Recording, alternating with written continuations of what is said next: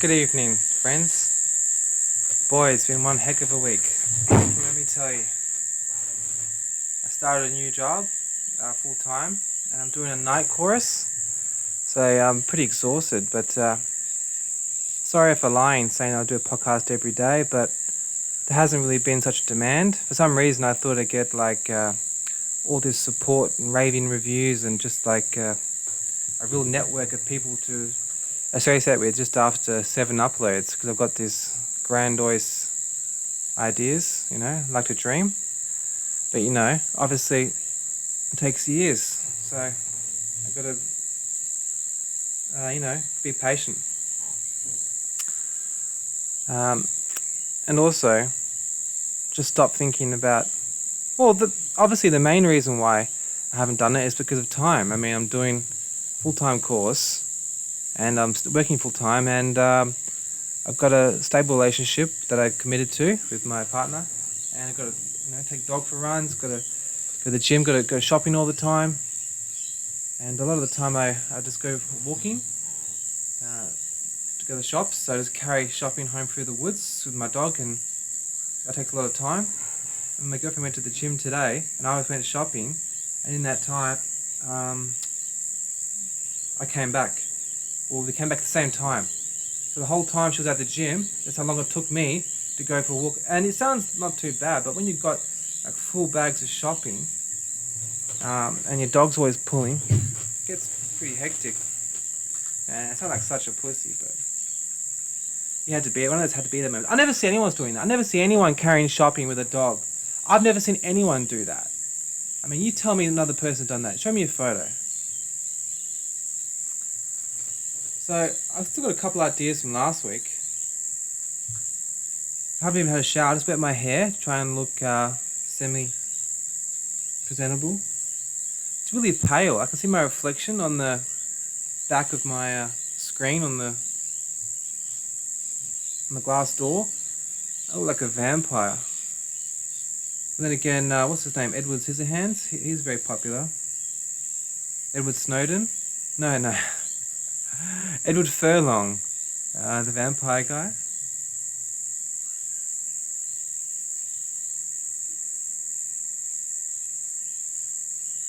I don't know what my last points were.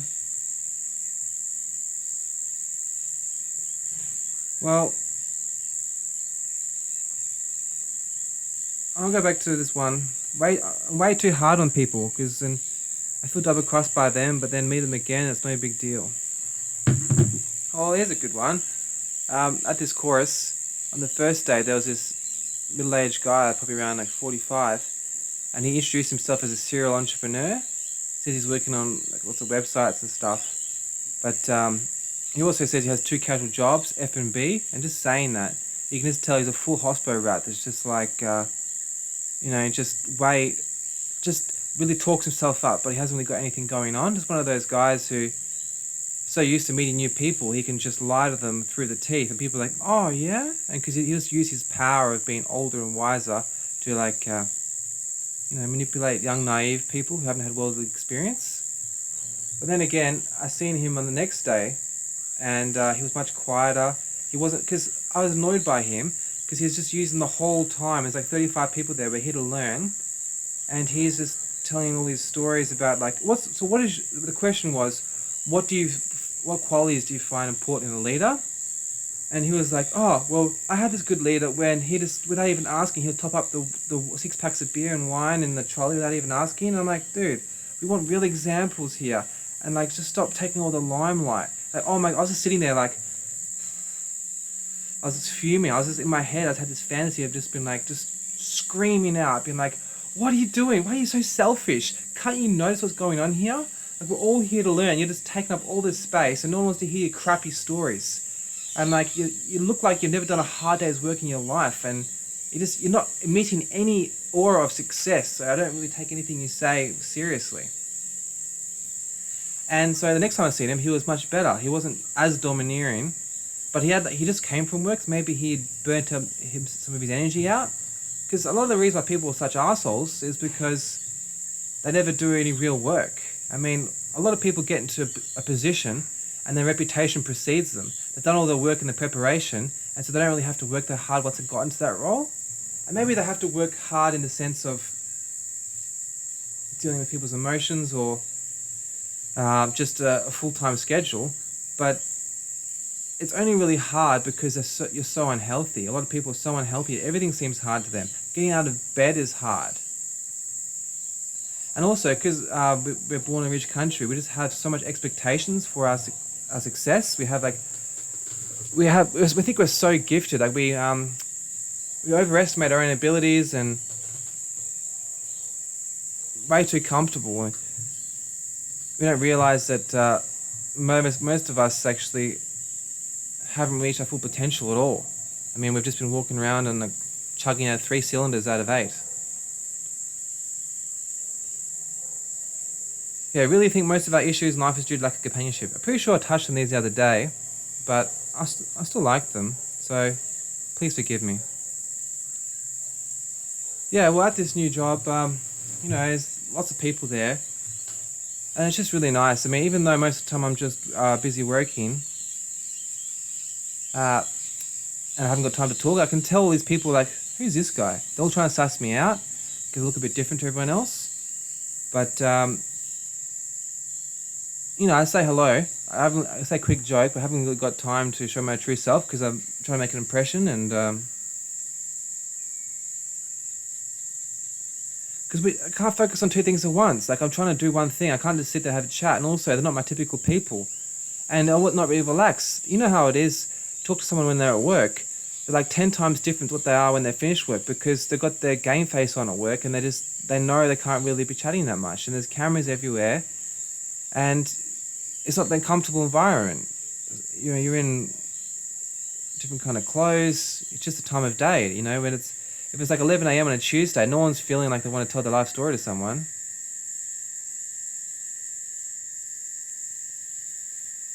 But it's really made me appreciate the every person, the every man, the every woman. Because bloody hell, when you spend a lot of time, I don't know why I sound so Australian when I go on camera. So I never say bloody hell. I said that before as well. But when you spend so much time online, you really feel like everyone's just creeps. They're just out there to get you, and they just sit there like, they're just sitting there like in their mum's pajamas, like when she's at work, and they're just eating some strange egg yolk, like just plain. And, there's a lot of freaks out there because of luxury. Like, luxury breeds freaks. That's my new special title. Yeah, because I've had people say, they come over from slightly poor countries to Australia, and they say, dude, there's so many weird cunts over here, eh? Because, let's say that mummy and daddy made some money off a house, and so they just never pressure their kid. They just spoil their kid, and the kid just stays at home and never does anything, or just does like a basic job and plays video games all day. All that free time really allows erratic thoughts to process. If people have had real responsibilities, like if there was flooding occurring, they had to, shovel out the excess water from their house, then they wouldn't be able to develop any really dark sexual fetishes. It's interesting. I won't say that story. You should dress up and look attractive and take risks in life, and it's nice to make people happy. So, I just feel like it's a good thing to take pride in your appearance. It's a pretty counterculture now to be like, look, I'm no one's bitch. I'm not gonna bow down to male supremacy and perform for you by dressing up. But I mean, it's just the human body can be so beautiful if you just take care of yourself and you've got interesting genetics. And why not present a piece of art? Because your body can be a piece of art. You don't have to be Arnold Schwarzenegger or Lana Rhodes in order to show off your body. I mean, as long as you're slightly in shape and you've got an interesting face or interesting body, why not take pride in that? Because you can just be walking along taking your dog for a stroll and you see someone who's just presented well and got a nice energy about them. It's just like, I appreciate that. Like a new teacher, for the second class, this Irish lady, probably like in her early 40s. I mean, not so much her appearance, not so much, I don't remember what she was wearing or anything. She wasn't like particularly in shape, but she still had relatively nice clothes and her hair is well kept and she, obviously moisturized.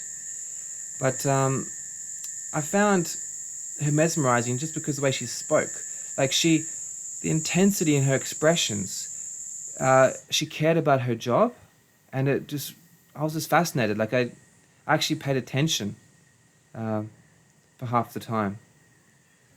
Because it's just really rare to have someone who has passion and someone who has emotion, someone who has intellect, well spoken, and they're not extremely public relations focused. They don't hate men, and this woman seems like she treated everyone with equal respect, and props to her. I mean, her and the first lady, they're the reason why I stayed in this course, because to be honest, I feel like I'm above it. I feel like it's pretty simple and I already know everything there. But I'm staying because there's good teachers, because they're really comfortable, especially the second lady. But the first one was really good too. That's why I came to second class. She just wasn't monotone. She had like animation in her voice, and she was experienced, and she just held herself well. She wasn't awkward about things, and she wasn't wearing a mask, which is strange because 35 students in the class, none of them wearing masks, but the teacher doesn't wear one, which is really good to see someone's face. It's an amazing thing, like the human face. I love it. But yeah, I'm not sure if it's just an Irish thing, but check this out. It's this Zytho Brewing. It was a Hemp IPA. I'll give it a go. Haven't had any caffeine today. You proud of me? No drugs. Not a single drug all day. Except for, I had a banana. It's sugar. I'm not sure. I'm not really a junkie for having a banana, am I?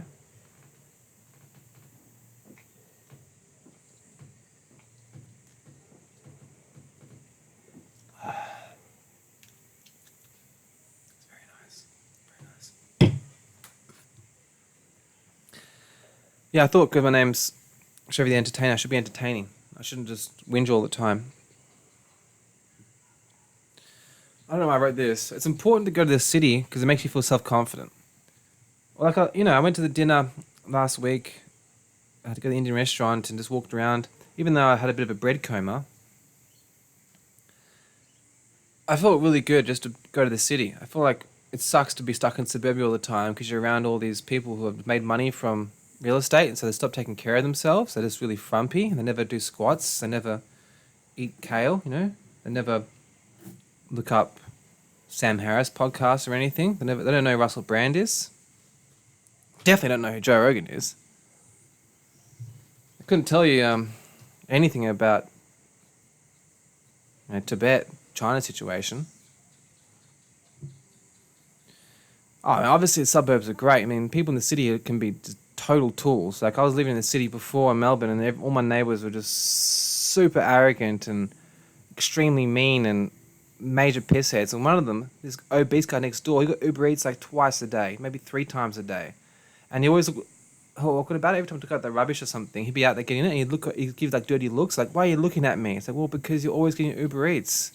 And like, you got a wife there no one's ever seen. Like, is she even alive? Do you got her chained up? Are you eating her? But yeah, it's good to get out. Good to get out and go to the city. Because obviously there's some designers there. It's the people who put a lot of effort into that place. Like when people, city planners, they're smart cookies. They paid attention in school. Give credit where credit's due. My dog keeps trying to come outside. She keeps opening the curtain. I shut the curtain for some privacy. Okay. Had a heated argument with my brother the other day. I went around his house on the weekend. My girlfriend was going to a brunch with her friends. It's in the same area, like Newport to Redcliffe.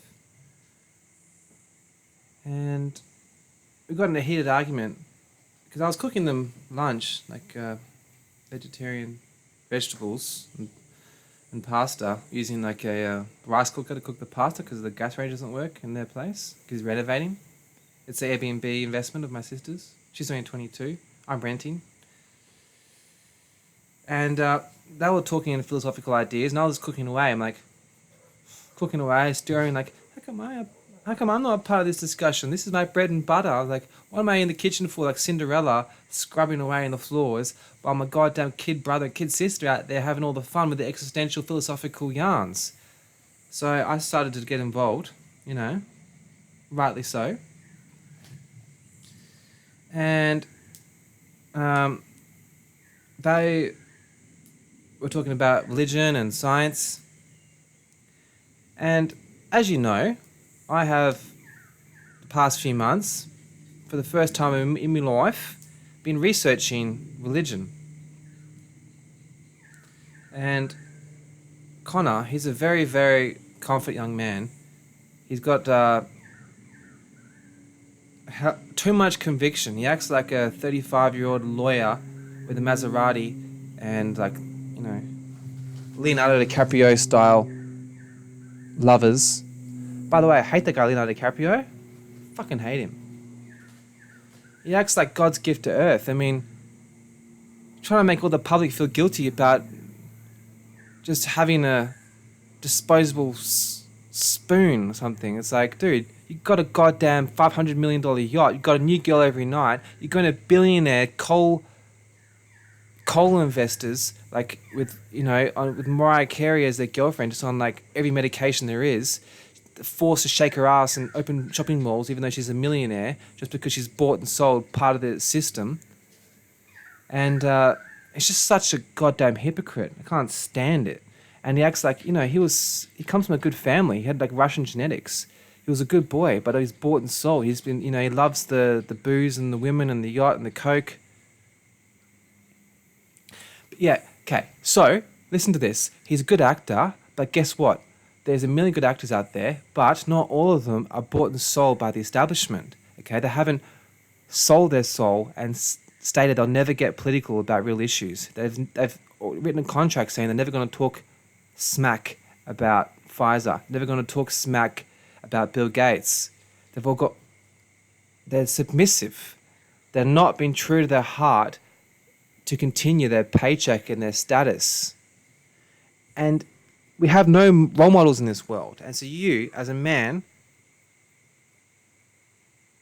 to preach to the public about global warming, when you have a $500 million yacht, that the amount of fuel it takes and the carbon emissions is the same as like Kenya per day, disgraceful. Shame on you. Shame on you. And yes, you may be a good actor, but I bet you around New York, around Melbourne, around Brisbane, around Nigeria, around Uzbekistan, there is 10 times better actors, but they're stuck working some crappy bar job for minimum wage, going home to their abusive partner.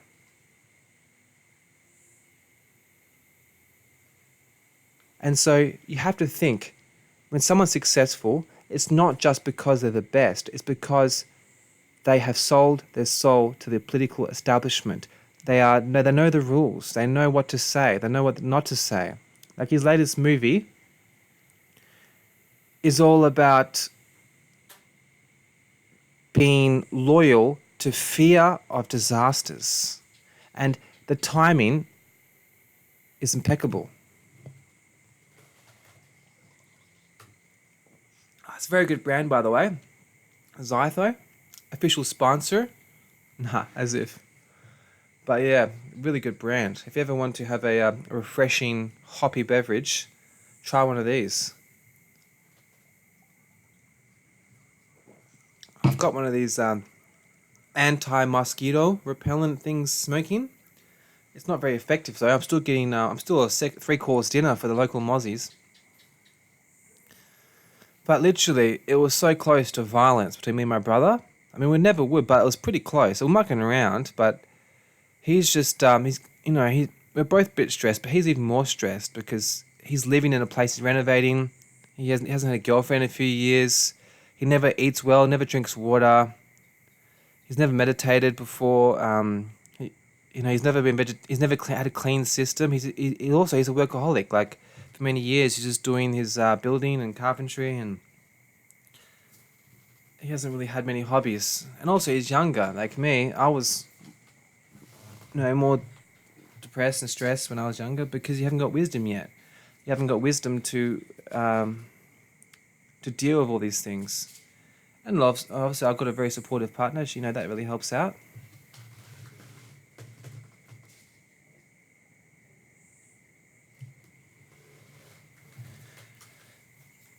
But what I was saying to him, my main point is that 50 years ago, there was a lot of scientific studies that have been worked on, and now they're not taken as sacred. So you have to always take each study with a pinch of salt. So also, there's so much emotions involved, and people were tired and hungry and underloved. So the communication was just really ineffective. And also because we are brothers and we're really close, we feel that we can just vent all of our chagrin and pain and suffering onto each other. And because we don't have therapists, we go a bit over the top. It gets intense. My sister was there. She's like, what the fuck? Yeah, I wish I could do a podcast with him. He's like, no, I'm not going to record. He's like, nah, I'm too cool. I'm not going to go on camera. Puts his hat there. He doesn't wear hats, but... Yeah, and so... He was saying how he knows... He's like, every scientist had proved this. That actually, for sure, that humans evolved from the sea. That all creatures just... there was like a volcano eruption in the ocean. And then like... Then like mosquitoes and fish developed, and then they morphed into monkeys, and then monkeys into humans. Then we invented the iPhone. Now we're here. And I was like, dude, that's the theory. And to say that all scientists have a consensus, I mean, he's like, yeah, but I've been watching documentaries. I've been like, I pay for subscription watching documentaries and stuff. It's like, the whole point of science is to falsify other options, for Christ's sake. Nothing is gospel. Nothing is truth.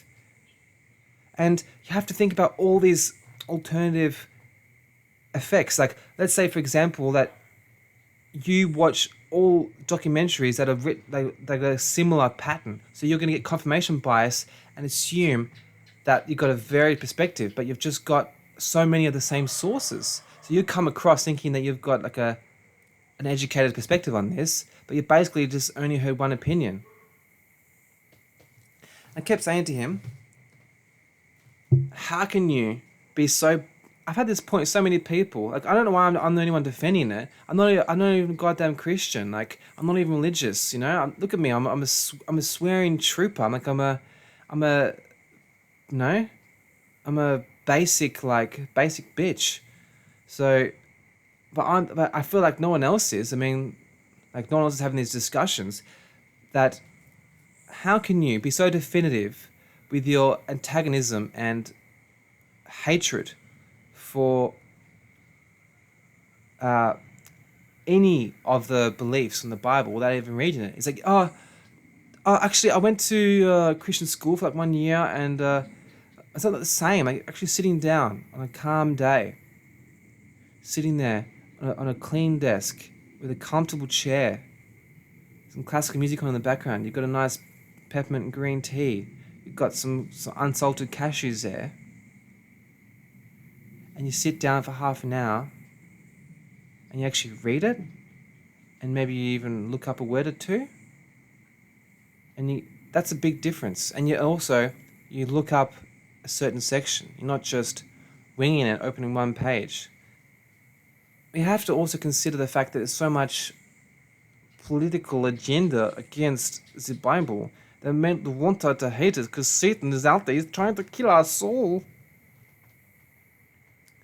Now, obviously, there's just so much, like, every single Hollywood movie, every rap song has always just been like, yeah, suck Satan's dick, yeah. Sorry for being so rude.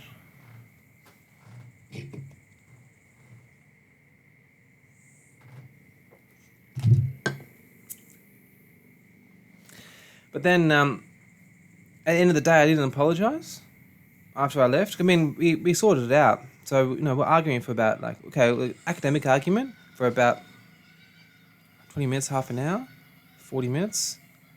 And then we just kind of let it go. Because you know what happened? It calmed down when the veggies were ready. So he hadn't eaten. He doesn't look after himself. And I made like all these veggies, like zucchini, eggplant, carrot, mushrooms, the whole shebang. Chopped up finely, garlic, onion, oregano. The full works. Passata. And after he'd eaten, he calmed down dramatically. So, what does that tell you? Perhaps he's not really angry at me, but he's angry at the fact that he needs nutrition. Huh? Huh? You see what I mean? Hey, if only people knew. If only people knew what's going on inside their stomach. The fact that your stomach affects your mind so much. I say that, but then Orson Welles, the greatest director, one of the greatest directors of all time, and actors, he used to have 5 chickens and a Coke before going on directing every day. So, maybe 2 chickens and a Coke. But this guy would just eat rubbish. I mean, I guess not too bad, right? Because it's all protein. At least it's better than having like just a mixed bag of lollies and like frozen fucking ice creams and stuff. Because this is getting all nutrition. I bet you also in the 60s and 50s when he was around, chickens are probably real. They're probably just fed like grass, whatever chickens eat, not just genetically modified corn and stuff. So they're real chickens. Probably tastes better, had a lot of nutrition in it. How different life is when you haven't got much spare time. Yeah, so as I mentioned earlier, I started working full time this week, and I haven't had as much time to keep up with the Joneses. Haven't enough time to suss out the internet, browse YouTube, Spotify, Twitter, Facebook, Instagram, all that crap.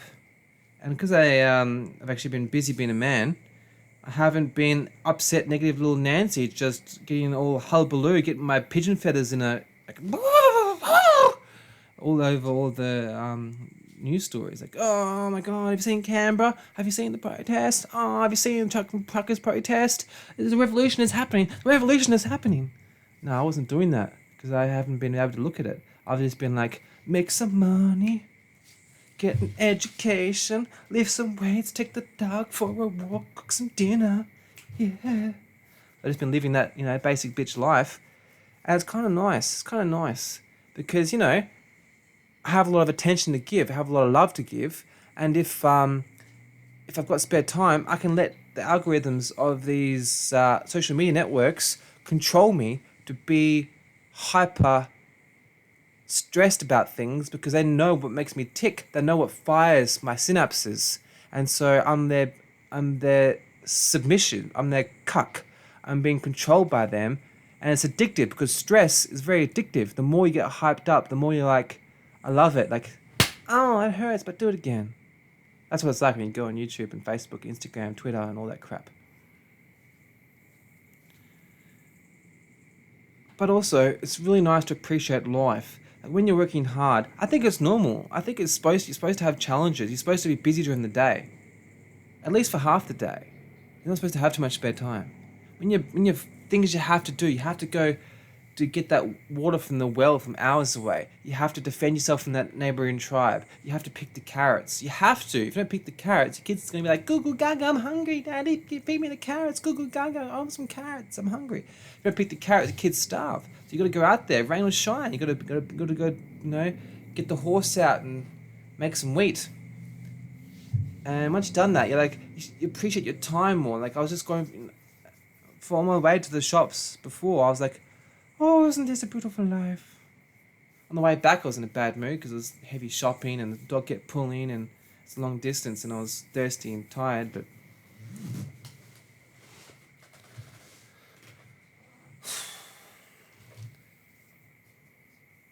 yeah, life is precious and you need to give your life to something in order to appreciate it because it'll slip away.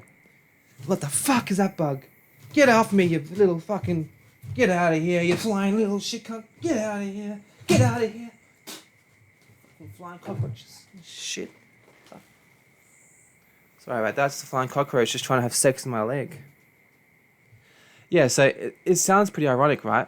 I had to bend down all the time for this microphone. Oh my god, this guy in my class, he's been a chef for 36 years. His back is like this. He's like, his head's here, but he's got this like, this fucking hunchback of Notre Dame shit going. I think it's because he's bending down all the time, so it makes me concerned because I've got this mic here.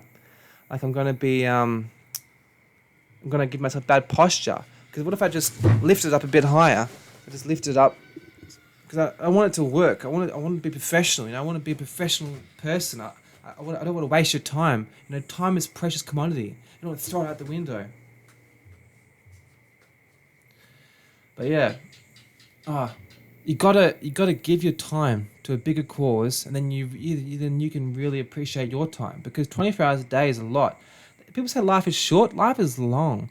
Like, I've had some times in my life where I'm just in the bath and I'm like, life is long.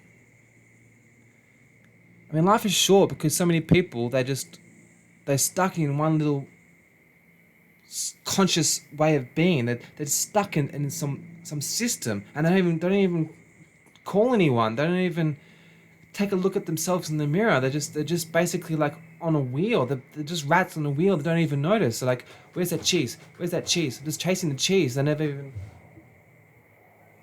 have time to live their life, because we can't help it. Because obviously, there's people more intelligent than us who are controlling every single moment of our lives, and we are just animals. We are basic animals, and we are more easily controlled than we give ourselves credit. This has been happening for hundreds and thousands of years. There's a select group of people that have access to education and techniques and spiritual information that benefit from having the cannon fodder at a low vibrational frequency, just keeping on the cog in the system, keeping them busy. But yeah, it is good to be busy. It's also good to be able to pay your rent, you know what I mean? Okay, so let's move on now to Joe Rogan. You may have heard of him. He is a popular interviewer. He is also a mixed martial arts commentator. He is also a reality TV show host. And he is a marijuana advocate. He's also a extreme sports enthusiast. He's a very fit man. He's a family man. He's got, I believe, 4 daughters. One who's in her late 20s, a couple who are in their teenage years. I also watched a video of him the other day. It was on 97. It was his first MMA appearance, and he had a couple of mates behind him, or just people, commentators, and he had the wrinkles on his face, even just when he was really young, that from smiling so much, I can just tell he's a good man, because his face, he was he had the mark in his hand. He was like, the other guys were talking behind him. You could just tell he's a genuine soul. I just want to give him a hug. I mean, even he'd be freaked out by that, But yeah, he's a good guy. You can just tell by looking on his face. But yeah, he's basically the new Trump. People are using him as a radical right-wing extremist who's just the fall of democracy, and he should be exterminated, and then he should piss on his grave. That's what they're trying to say on these corporate networks that are owned and are sponsored by pharmaceutical companies. So he had a post on Instagram where he was at a fancy dessert restaurant where it's on fire. What bothered me though is they had these sugar racks. I mean, if you went to a restaurant in Melbourne, they wouldn't have that shit. They had these little sachets.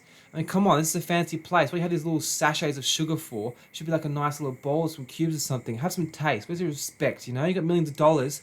Fucking get your shit together. And he was saying, his tag was, people ask me how I deal with all this stress of being in the media and being targeted and trying to get cancelled. And he's like, the internet, if you turn it off, it's just real life. I thought that was beautiful. He's a wise man. I think he's wise, and he's straight to the point. I mean, he may not be the most eloquent or most educated, but because he's self-confident, he knows not to overthink things, and sometimes putting out what intuition says is the best response. And he has a normal life.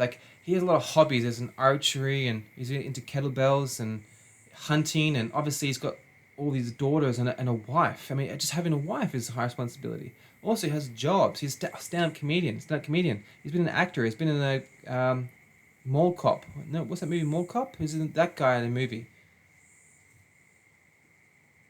And so he's got a lot of responsibilities. So yes, he has all this hate by all these Twitter and CNN trying to say he's the devil.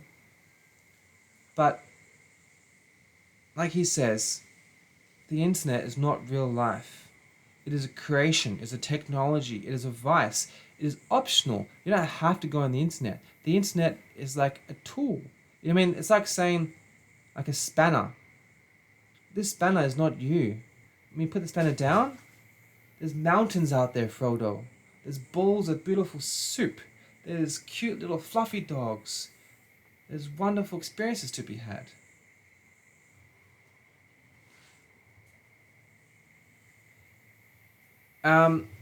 So he has a big problem with being identified with having right-wing philosophies.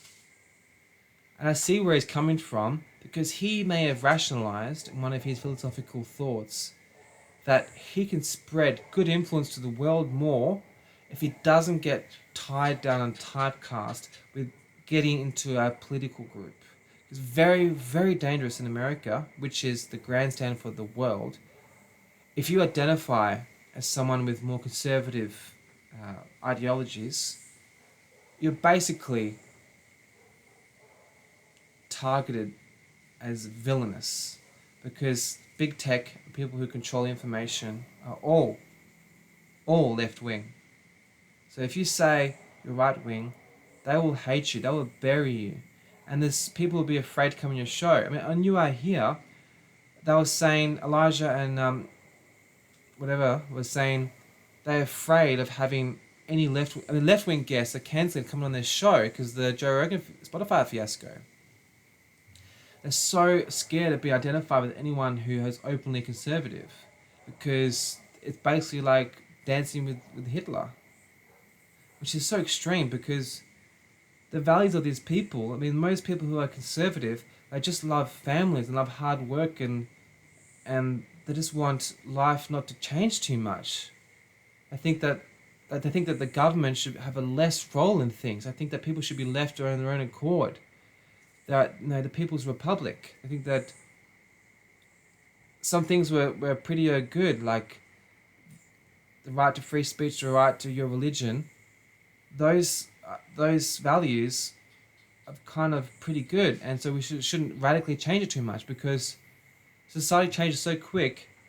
People can think that they know the best, but the world's been going on for a long time. So for someone to jump out of university and be like, I know the truth, I know the best, it's like, well, settle down, get off your high horse, mate.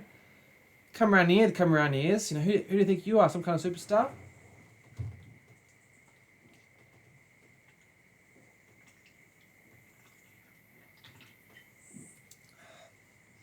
It doesn't sound too bad to me,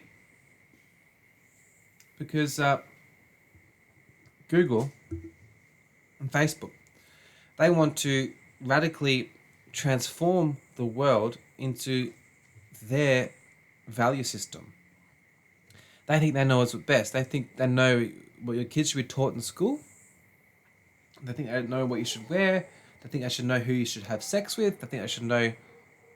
They think they want to know everything about you, and it's made them very rich. Knowing everything about you has made them very rich, because they know what hand you masturbate with. They know what kind of butter you like in your corn. They know how many times someone has to say irrational things to you in comments before you start getting angry. And that's very powerful, because think about,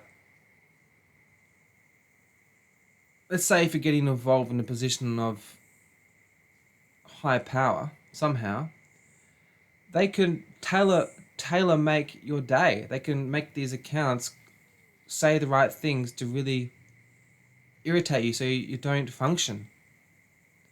Or they can hire the best mistress to bring you down.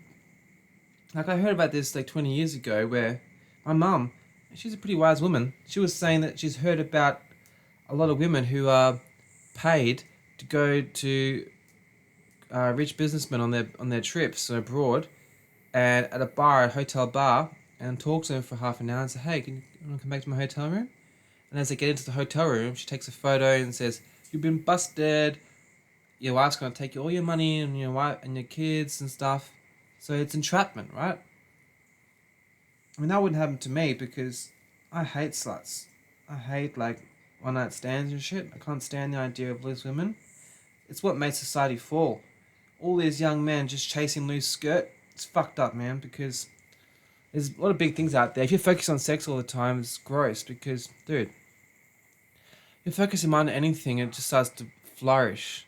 When you're brought down with all this low tribal reptilian thinking, it's like fighting, it's just so basic.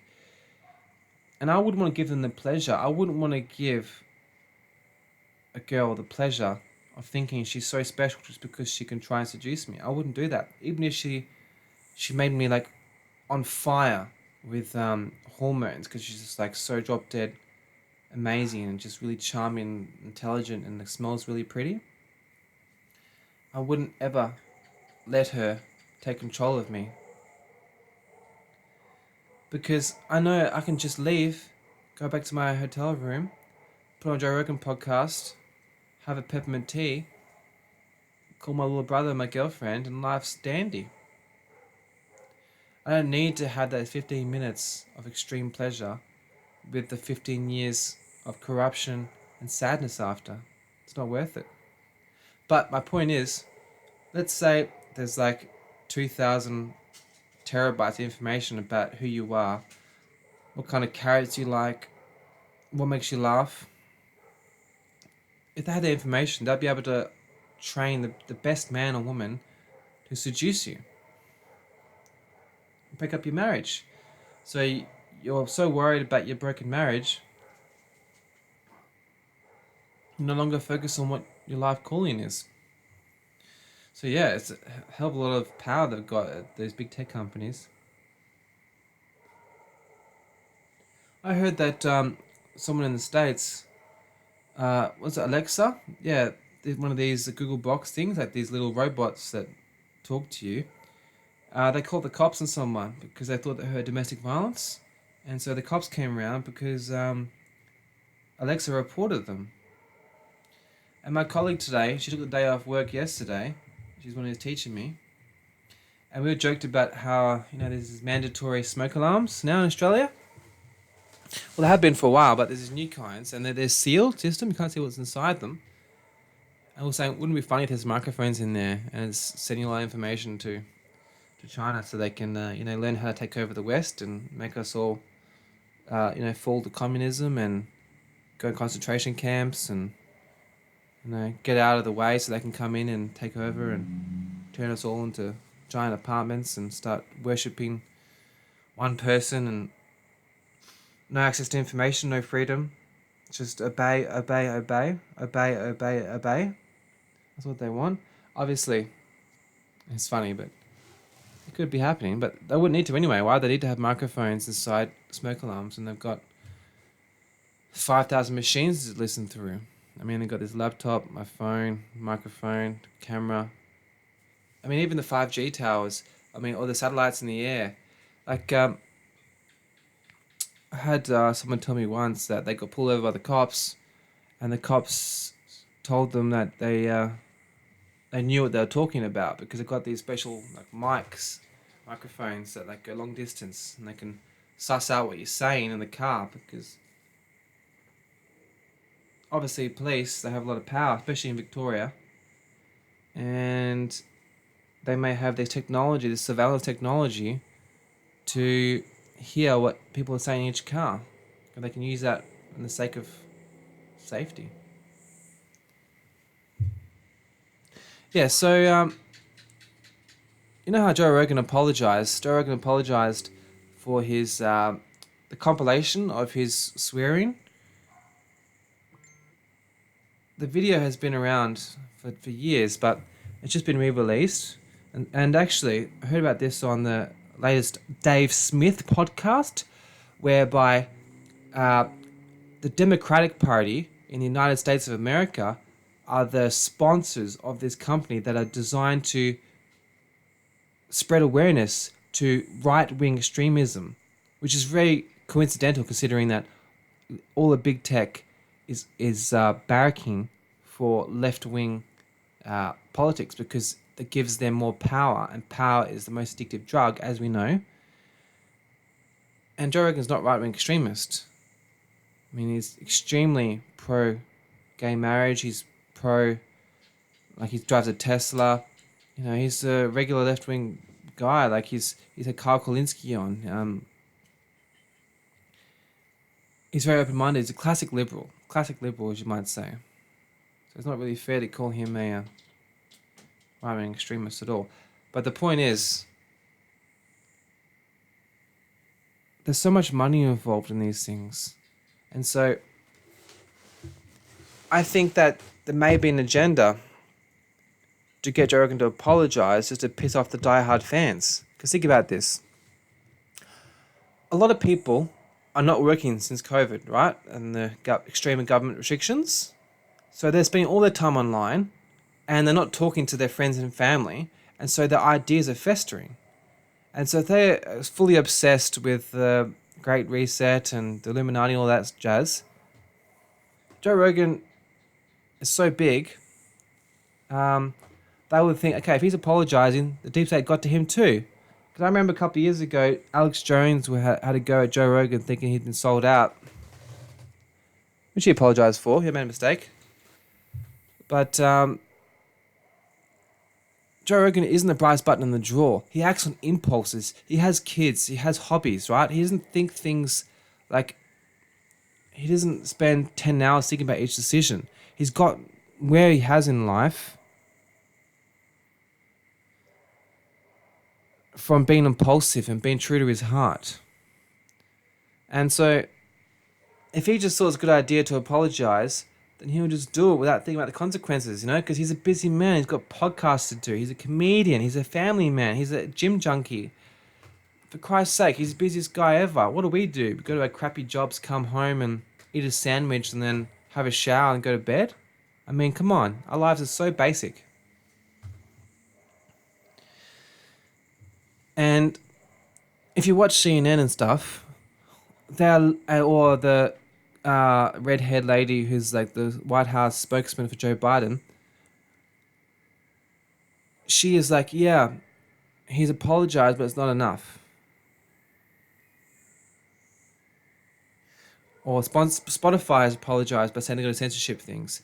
So the whole point of this is to just piss off the extreme fans and the people who are like hyper concerned about the Great Reset and government tyranny and social credit system. You know, like in China, where they have this Uber rating for people and their behavior. If you have a loud party, if you don't take your bins out at the right time, your neighbors give you 1 out of 5 stars, and you get low enough rating. You can't get on a plane, you can't get on a train, you can't go to certain jobs, you can't buy a car. So you may be able to sell soup at your kitchen, but you can't use that money to buy a car because your neighbors have said you didn't put your bin out on time. And that's very scary because that can be easily controlled. Let's say if someone gives $5 to your neighbor, and your neighbor's like, okay, I will give a low rating because they need that $5, you know. Dishwashing detergent isn't cheap. And also, this is my last message I wrote myself. Joe Rogan gives subliminal messages. So, he is the world's biggest media influencer in the Western world. I don't know about China, Italy, all those countries. I'm talking about the real countries. America, Canada, England, Australia. You know, the big ones. Okay, that was super rude, but you know how it is. So, he's a big deal. He has to play the game a little bit so his daughters don't get assassinated. So he has to kind of play the game, but he's giving little messages. It's like when he said in his apology about the swearing, he's like, as a white person, I can't say these things. Just the enunciation and the tone, I'm like, Joe, you're trying to tell something here. So he's pointing out by his tone that he realizes that it doesn't make sense. Like, why does certain races get more rights? And this is obviously something like more of a deep distraction because, look, censorship is a really big issue, and the fact that our food is so bad, and obesity is such a huge problem. Come on, the biggest strain on our taxpayers' system is just people's sedentary lifestyle, killing themselves with lack of exercise and too many jelly tarts. But no, we're so focused on these trivial little issues, and it's a trap. They want to make us just keep chasing the cheese on the little Ferris wheel instead of finding out who we really are.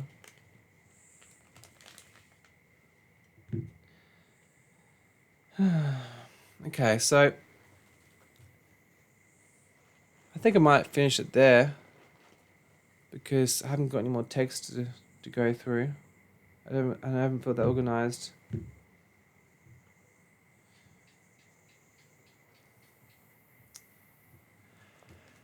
Yeah, I just wanted to say that if you enjoy this video, why don't you let your friend know or your enemy know? And I'd really appreciate it if you were to let me know your most favorite part of this podcast and the worst part of this podcast, because I'm very new at this and I'm not that good and I need help. And